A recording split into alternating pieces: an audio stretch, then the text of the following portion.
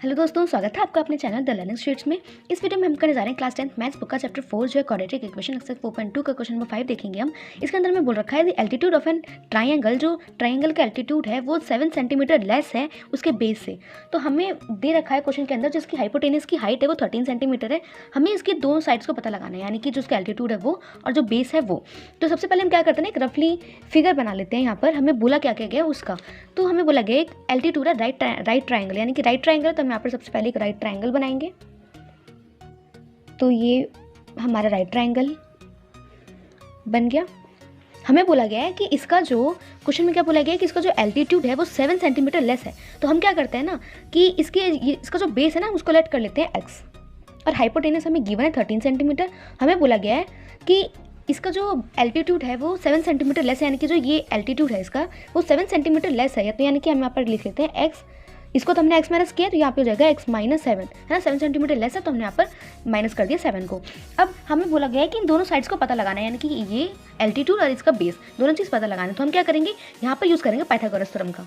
यहाँ पर लिखते हैं बाय पाइथागोरस थ्योरम।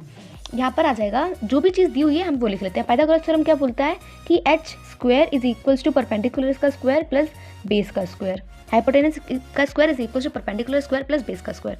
तो यहाँ पे हो जाएगा हाइपोटेनस हमें दे रखा है 13, तो हम यहाँ पर लिखते हैं 13 का square is equals to perpendicular दे रखा है हमें x माइनस 7, इसका हो जाएगा स्क्वायर, फिर बेस का स्क्वायर क्या है x है तो यहाँ पे हो जाएगा x का भी स्क्वायर। अब हम लिखेंगे यहाँ पे इसको, इन सबको कर लेते हैं सॉल्व। तो 13 का स्क्वायर हो जाएगा हमारा 169 इक्वल्स टू, ये किसकी फॉर्म में है, a माइनस बी के होल स्क्वायर वाली फॉर्म में। तो हम क्या करते हैं यहाँ पे अपना फॉर्मूला लगाएंगे a square minus B square वाला। तो ये हो जाएगा x का स्क्वायर माइनस प्लस का साइन रहेगा प्लस 7 7 49, b का स्क्वायर हो जाएगा, फिर माइनस 2ab, यानी कि 2 को इंटू करेंगे हम x से और 2 को इंटू करेंगे हम 7 से। तो 2 को अगर मैं 7 से इंटू कर दूँ तो आ जाएगा 14, और 14 को अगर मैं x से मल्टीप्लाई करूँगी तो आ जाएगा 14x। तो हम यहाँ पर लिखेंगे 14x और प्लस का x स्क्वायर यहाँ पे आ जाएगा। अब हम करते हैं सबको सॉल्व। तो ये इसको हम सॉल्व करेंगे तो ये हो जाएगा जो x स्क्वायर, हाँ तो ये जो 2x है, ये जो ये वाला x स्क्वायर और ये वाला, इन दोनों को कर लेते हैं प्लस। तो ये हो जाएगा 2x स्क्वायर x वाली वैल्यूज को एक तरफ ले लेते हैं। तो ये माइनस का 14 है तो यहाँ पे भी माइनस का 14x आ जाएगा और प्लस का 49 ये भी आ जाएगा। उसके बाद ये 169 इधर प्लस का ही साइड आएगा तो हो जाएगा माइनस का, तो हो जाएगा 169। अब इक्वल्स टू में कुछ नहीं बचा तो हम यहाँ पर लिख लेते हैं 0। अब इसको कर लेते हैं सॉल्व। तो ये हो जाएगा 2x स्क्वायर माइनस 14x, और 49 में से माइनस हो रहा है 169, यानी कि माइनस का आएगा जो भी आएगा माइनस का 169 और 49 का डिफरेंस होता है हमारे पास 120। तो हम यहाँ पे लिखेंगे 120 इक्वल्स टू 0। ये हो गया। अब हमारे पास एक क्वाड्रेटिक इक्वेशन आ चुकी है, इसको हम सॉल्व करते हैं बाय फैक्टराइजेशन मेथड। तो हमें क्या करना था फैक्टराइजेशन में कि a इंटू सी, यानी कि a को मल्टीप्लाई करेंगे हम c, यानी कि 2 को मल्टीप्लाई करेंगे 120 से। तो जब हम 2 को मल्टीप्लाई करेंगे 120 से तो हमारे पास जो वैल्यू आएगी उसका ले लेंगे हम एलसीएम। फिर एलसीएम लेने के बाद हमारे पास हम देखेंगे, हम इसका ले लेते हैं एलसीएम लेने के बाद हम ये देखेंगे कि ऐसी कौन सी वैल्यू जिसको प्लस और माइनस करें तो माइनस का 14 आए, माइनस का 14। तो हम यहाँ पर देख लेते हैं, ये हो जाएगा 2x स्क्वायर, इसकी वैल्यू बिल्कुल एज इट इज़ ऐसी रहेगी माइनस 14x। अब माइनस 14x कब करेंगे, जो ये दोनों मल्टीप्लाई हो जाए तब। तो ये हो जाएगा हमारे पास मल्टीप्लाई कर, तो अगर मैं इसके अंदर 49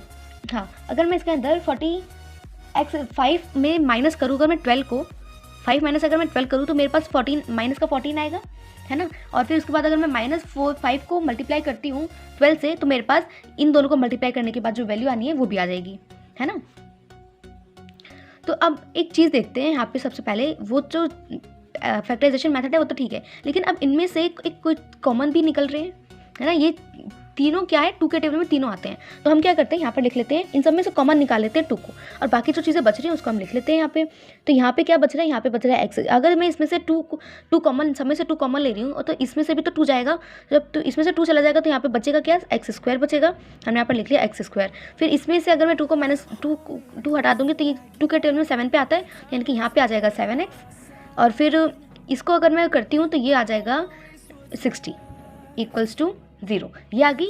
अब इसमें अब इसको अगर मैं इससे मल्टीप्लाई करूँगी, यानी कि a को अगर मैं c से मल्टीप्लाई करूँगी तो ये 60 रहेगा। और अगर मैं 5 और मुझे लानी है -7 वैल्यू। तो जब मैं 5 में से माइनस करूँगी 12 को, यानी कि छोटी वैल्यू में से माइनस होगी बड़ी वैल्यू, तो ऑब्वियसली जो हमारा आएगा वो माइनस में ही आएगा। और फिर उसके बाद 5 - 12 अगर मैं करूँगी तो वो 7 भी आ रहा है, और उन दोनों को मल्टीप्लाई करने पे -60 भी आ रहा है। तो यानी कि ये बिल्कुल करेक्ट है। तो हम यहाँ पर लिखते हैं first value as it is रहेगी x²। फिर -7 की जगह मैं क्या लिखती हूँ, यहाँ पर मैं लिखूँगी -7 की जगह ये हो जाएगा 5x प्लस का 5x और उसके बाद माइनस का 12x, तो भी बात वही है ना।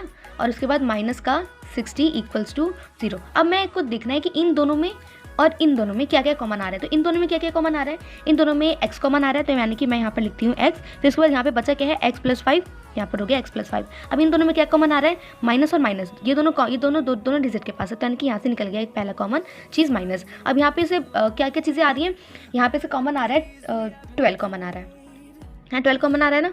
तो यहाँ पे हो जाएगा ये, इसमें ये 12 के टेबल में ये भी आता है और 12 के टेबल में 60 भी आता है, तो यानी कि यहाँ पे हो जाएगा माइनस का 60। इसके बाद अंदर क्या बचेगा, यहाँ पे बचेगा x, ठीक है। फिर उसके बाद ये आ जाएगा 12 × 5 = 60, तो यानी कि यहाँ पे आ जाएगा माइनस का साइन तो हमने ले लिया कॉमन, तो यानी कि यहाँ पे आ जाएगा प्लस का 5 = कुछ नहीं बचा, तो यहाँ पे इसको हम 0 डाल देंगे। अब यहाँ पे हमारे पास 2 ब्रैकेट आए हैं, यानी कि फर्स्ट 0 0 हो जाएगा, सेकंड 0 0 हो जाएगा, यानी कि ये हो जाएगा x + 5 = ये हो जाएगा =0 के, और यहाँ पर x + 5 हो गया, और यहाँ पर हम दूसरा ब्रैकेट लेंगे x - 12 का, ये भी हो जाएगा =0 के। अब यहाँ पे हमें निकालनी वैल्यू x की, यानी कि अगर मैं यहाँ पे x की वैल्यू निकालती हूँ तो यहाँ पे इक्वल्स टू के लेफ्ट हैंड साइड पे 5 प्लस का है, तो यहाँ पे राइट हैंड साइड पे आ जाएगा माइनस का, यानी कि x = -5, और यहाँ पे इसी तरीके से ये आ जाएगा प्लस का, यानी कि x की वैल्यू हमारे पास 2 आ गई है। यानी कि इसका जो बेस निकालना था और जो एल्टीट्यूड निकालना था वो हमारा ये दोनों निकल चुका है। अब हम देख लेते हैं इसका एक बार क्वेश्चन नंबर 6, जो कि इस चैप्टर का लास्ट एक्सरसाइज का लास्ट क्वेश्चन है। क्वेश्चन नंबर 6 के अंदर हमें क्या बोला गया है कि हमें एक कंपनी है, जो कि एक कोटेज कंपनी है, कोटेज है एक कंपनी की। तो उसके अंदर क्या हो रहा है कि आर्टिकल्स प्रोड्यूस हो रहे हैं, उसके अंदर आर्टिकल्स बनते हैं, पॉटरी के यानी कि मिट्टी के आर्टिकल्स वहाँ पे बनते हैं। और यहाँ पे हमें क्या बोला गया है कि अगर हम देखें तो इसके अंदर जो एक दिन में आर्टिकल्स निकलते हैं उसका कॉस्ट कितना होगा, तो उसका कॉस्ट होगा उसके दुगने, उसका जो कॉस्ट होगा वो उसके दुगने से 3 ज़्यादा होगा। तो हमें बोला गया है कि हमें फाइंड आउट करना है कि टोटल जो कॉस्ट प्रोडक्शन होती है उसके अंदर उसका रेट फाइंड आउट, उसका अगर रेट हमें 90 दिया हुआ है, जो टोटल जो एक दिन में आती है वहाँ पे प्रोडक्शन, उसका कॉस्ट हमें 90 दिया हुआ है। हमें फाइंड आउट करना है कि वहाँ पे कितने आर्टिकल्स प्रोड्यूस होते हैं और उनकी हर एक आर्टिकल का कॉस्ट क्या होगा। तो यानी कि हमें जो चीज़ पूछी गई है हम उसी को कर लेंगे लेट। तो हमें क्या क्या पूछा गया है, हमें पूछा गया है कि नंबर ऑफ़ आर्टिकल्स पूछा गया है। तो यानी कि हम यहाँ पर लिखते हैं क्वेश्चन नंबर 6 है ये, इसका सॉल्यूशन करेंगे हम। तो हम यहाँ पे सबसे पहले क्या करते हैं, लेट कर लेते हैं आर्टिकल्स को। तो यानी कि हम यहाँ पर लिखेंगे let the number of articles, हमने कर लिया let the number of articles को x मान लिया हमने, ठीक है। अब उसके बाद हम क्या करेंगे कि हमें पूछा गया है कि हर एक आर्टिकल का कॉस्ट क्या होगा। तो यानी कि हम यहाँ पर लिखेंगे then the cost of each article will be, ये क्या हो जाएगा, हम मान लेते हैं हमें बोला गया है कि उसके दुगने का 3 ज़्यादा है, यानी कि जितना उसका कॉस्ट है वो उसके दुगने का 3 ज़्यादा है। तो हमने यहाँ पे क्या लेट किया है, x लेट किया है, यानी कि इसका अगर मैं ट्वाइस करूँगी तो यानी कि ये हो जाएगा 2x, तो ये हो जाएगा 2x, और उसके बाद हमें बोला है 3 ज़्यादा, यानी कि प्लस हो जाएगा इसके अंदर 3। ये हो गया, यानी कि यहाँ तक हमारा कंप्लीट। अब अगर हम देखें तो हमें क्या निकालना है, टोटल कॉस्ट निकालनी है हमको, है ना। तो हर एक की टोटल कॉस्ट निकालनी है, जितने आर्टिकल बनते हैं उसकी। तो यहाँ पे क्या हो जाएगा कि एक छोटा सा फॉर्मूला है, टोटल कॉस्ट कैसे निकालेंगे हम यहाँ पर इस केस में। तो ये हो जाएगा टोटल कॉस्ट किसके इक्वल टू में होगी, टोटल आइटम्स के इनटू में हो जाएगा ये multiply cost of each item. तो ये छोटा सा एक फॉर्मूला है इस क्वेश्चन को करने का। तो यानी कि टोटल कॉस्ट हमें कितनी बोली गई है, 90 बोली गई है। तो हम यहाँ पर लिख लेते हैं 90 इक्वल्स टू टोटल आइटम कितने हैं हमारे पास आइटम है x, तो हमने यहाँ पर x लेट किया है, तो यहाँ पे आ जाएगा x और मल्टीप्लाई, यानी कि मल्टीप्लाई हो जाएगा ईच आइटम, यानी कि ईच कॉस्ट ऑफ आइटम ये क्या है 2x, 2x+3, यहाँ पे हो गया 2x+3। अब इसको कर लेते हैं सॉल्व, यानी कि 90 एज इट इज़ रहेगा। इसको अगर मैं 2x को अगर हम 2x से मल्टीप्लाई करेंगे तो यह हो जाएगा 2x² प्लस 3 को अगर हम x को अगर हम 3 से मल्टीप्लाई करेंगे तो हो जाएगा 3x। तो यानी कि अब हम इस सबको करते हैं थोड़ा सा रीअरेंज, यानी कि 2x² as it is plus का 3x भी एज इट इज़, ये माइनस का 9, ये प्लस का 90 है, इधर यहाँ पे आ जाएगा तो हो जाएगा माइनस का 90 इक्वल्स टू में आ जाएगा 0। अब हम क्या करते हैं, इसको भी सॉल्व, यहाँ पे हमारे पास एक क्वाड्रेटिक इक्वेशन आ चुकी है। अब इसको हम सॉल्व कर लेते हैं। हम अपने हमारे पास जो मेथड है, जो कि फैक्टराइजेशन मेथड है, उसके अकॉर्डिंग हम इसको सॉल्व करेंगे। तो हमें क्या करना है कि इसको मल्टीप्लाई करेंगे मिस, यानी कि 2 को अगर हम 90 से मल्टीप्लाई करेंगे तो आ जाएगा 180, और 180 को हमें इस तरीके से स्प्लिट करना है कि हमारे पास वैल्यू आ जाए 3, माइनस या प्लस करने पे वैल्यू आए 3, प्लस का 3 आए, और फिर उन दोनों को मल्टीप्लाई करने पर 180 भी आ जाए। तो अगर हम 180 का एलसीएम लेते हैं, उसके अंदर हम देखते हैं अगर, तो हमारे पास प्लस का 15 और माइनस का 12 अगर हम लेते हैं तो हमारे पास वैल्यू 3 भी आती है, और 15 और 12 को मल्टीप्लाई करने पे वैल्यू 90 भी आती है। तो हम इसी तरह से लिख लेंगे, यहाँ पे हो जाएगा 2x², फिर यहाँ पे क्या है प्लस का 15x और माइनस का 12x।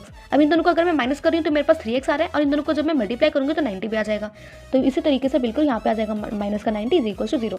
अब इसको इसमें से यहाँ पे देखते हैं इन दोनों में और इन दोनों में कॉमन क्या क्या निकल रहा है। तो यहाँ पर हम देखेंगे 2x में से ये कॉमन क्या है, इसके अंदर दोनों में x आ रहा है, यानी कि x कॉमन है, तो यहाँ पे हो जाएगा x, और फिर यहाँ पे क्या बचा है 2x प्लस 15, यहाँ पे ये बचा है। अब उसके बाद यहाँ पे क्या है, दोनों तरफ माइनस है, तो यानी कि माइनस कॉमन आ जाएगा, और फिर यहाँ पे क्या आ जाएगा कॉमन, यहाँ पे आ जाएगा हमारे पास कॉमन 12 आ जाएगा, तो हम यहाँ पर लिखते हैं 12, ठीक है, यहाँ पे आ जाएगा। फिर यहाँ पे क्या बचा है, x बचा है, फिर माइनस में 12 के टेल में 90 कितने पे आता है, 15 पे आता है, तो हम यहाँ पर लिखेंगे 15, ये माइनस हमने कॉमन ले लिया, यहाँ पे आ जाएगा प्लस का साइन, ये हो गया। अब हम कर लेते हैं इसको थोड़ा सा और सॉल्व, तो ये हो जाएगा 2x प्लस 15 के इक्वल्स टू में कर लेते हैं हम 0, फिर उसके बाद यहाँ पे आ जाएगा x माइनस 12 के इक्वल्स टू में भी हो जाएगा यहाँ पे 0, यानी कि ये वाला ब्रैकेट पूरा एज इट इज और इन दोनों का एक ब्रैकेट अलग, ये हो गया। अब इसको कर लेते हैं सॉल्व, हमें निकालनी वैल्यू x की, तो ये आ जाएगा 2x is equals to minus का 15 हो जाएगा, क्योंकि यहाँ पे प्लस का 15 है, x की वैल्यू निकालनी, तो यानी कि हो जाएगा माइनस का 15 डिवाइडेड बाय 2 मल्टीप्लाई में यहाँ पे डिवाइड में आ जाएगा, यानी कि x की वैल्यू आ गई -15/2। अब यहाँ पर देख लेते हैं इसकी वैल्यू आ जाएगी यहाँ पे 12 सिंपल प्लस का, क्योंकि यहाँ पे माइनस है, इधर आके क्या हो जाएगा प्लस का हो जाएगा। तो हमारे पास यहाँ पे x की वैल्यू निकल चुकी है। अब हमें पूछा गया था क्वेश्चन के अंदर नंबर ऑफ आर्टिकल पूछा गया था हमें, तो नंबर ऑफ आर्टिकल हमें बताना था, तो यहाँ पे हो जाएगा, हाँ तो एक मिनट यहाँ पे थोड़ी सी हो गई मिस्टेक, यहाँ पे देखिए यहाँ पे 12 है, यहाँ पे 12 नहीं आ रहा था, यहाँ पे आएगा हमारे पास 6, क्योंकि 6 को अगर हम मल्टीप्लाई करेंगे 15 से तभी तो 90 आएगा, बिल्कुल। तो ये हो जाएगा यहाँ पे, ये थोड़ा सा यहाँ पे मिस्टेक हो गई है, एक मिनट यहाँ पे दोबारा लिखते हैं माइनस का, ये जो सॉल्व हो चुका है, यहाँ पर लिखेंगे हम माइनस का, यहाँ पर माइनस का ये हो जाएगा 6, फिर उसके बाद ये आ जाएगा यहाँ पे 6 को अगर हम इसको मल्टीप्लाई करेंगे तो यहाँ पे 6 को टेबल में कितने पे 12 आएगा, यानी कि यहाँ पे आएगा 2 पर 6 2 12, तो यहाँ पे जाएगा 2x, फिर माइनस में 6 के टेबल में 90 कब आएगा 15 पे आएगा, तो यहाँ पे आ जाएगा ये 15, बिल्कुल अब ये सही है। तो अब हम यहाँ पर ये हो जाएगा, यहाँ एक x का यहाँ पे ये क्या हो जाएगा x माइनस 6 हो जाएगा, ये आ जाएगा x माइनस 6, और फिर पहला ब्रैकेट तो हमने सॉल्व कर ही लिया है। तो ये इसको अगर हम सॉल्व करेंगे x की वैल्यू निकालेंगे तो आ जाएगी 6, है ना, क्योंकि यहाँ पे माइनस का इस साइड आके क्या हो जाएगा प्लस का हो जाएगा। तो यानी कि फर्स्ट वैल्यू ये निकल गई, सेकंड वैल्यू ये निकल गई, यानी कि हम यहाँ पर लिख लेते हैं नंबर ऑफ जो आर्टिकल्स आई है हमारी माइनस में तो आएगी नहीं, प्लस में आएगी, तो हम यहाँ पर लिख लेते हैं नंबर ऑफ आर्टिकल्स हमारे पास कितनी आई है 6 आई है, हमने यहाँ पर लिख लिया 6। अब हमें क्या पूछा गया, कॉस्ट पूछा गया, तो यानी कि हमने यहाँ पे ऊपर क्या देखा था, हमने यहाँ पर देखा था कॉस्ट का 2x + 3 ना, कॉस्ट हमने क्या लेट की थी 2x + 3, तो यहाँ पे हम बिल्कुल वही लिखेंगे, number of cost of each article, cost of each article कितनी हो जाएगी, ये हो जाएगी हमारे पास 2x + 3, यानी कि x की जगह पे हम वैल्यू पुट करेंगे अपने 6, तो यहाँ पे आ जाएगा 2 × 6 + 3, तो 2 ये हो जाएगा 12 + 3, यानी कि ये आ जाएगा 15 नंबर ऑफ कॉस्ट, एक आर्टिकल की कितनी कॉस्ट है 15, यानी कि यहाँ पे हमारा हुआ क्वेश्चन कंप्लीट, ये हुआ क्वेश्चन का आंसर। अब आपको अगर इन टॉपिक से रिलेटेड कोई भी डाउट है तो आप कमेंट बॉक्स में कमेंट करके पूछ सकते हैं। अगर आपको वीडियो अच्छी लगी हो तो वीडियो को लाइक करें और चैनल को सब्सक्राइब करें और अपने फ्रेंड के साथ शेयर भी करें, ताकि उनके भी जो डाउट है इन टॉपिक से रिलेटेड वो क्लियर हो जाए। मिलते हैं नेक्स्ट वीडियो में आगे के क्वेश्चन के साथ, तब तक के लिए बाय बाय।